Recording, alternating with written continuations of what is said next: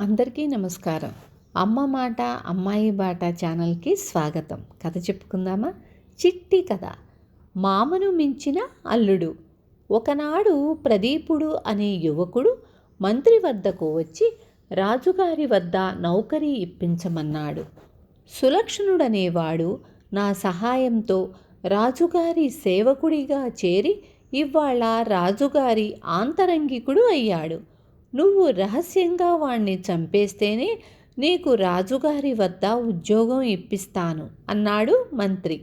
మంత్రి చెప్పినట్లే చేసి ప్రదీపుడు రాజుగారి కొలువులో చేరాడు.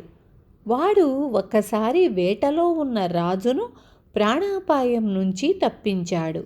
మరొకసారి యుద్ధంలో రాజు ప్రాణాన్ని కాపాడటమే కాక రాజుగారికి విజయాన్ని చేకూర్చాడు.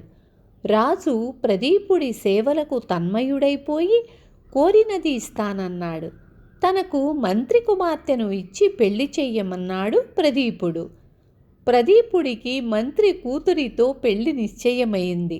పెళ్లి పీటల మీద కూర్చోపోతున్న ప్రదీపుడితో మంత్రి, అల్లుడు, రాజు కూతురు నా కూతురు కన్నా బాగుంటుంది కదా, ఆమెనే ఇవ్వమనకపోయావా?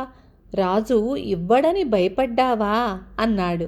అది కాదులేండి, సులక్షణుడి గతే నాకు పట్టకుండా జాగ్రత్త పడ్డాను అన్నాడు ప్రదీపుడు. విన్నారు కదా?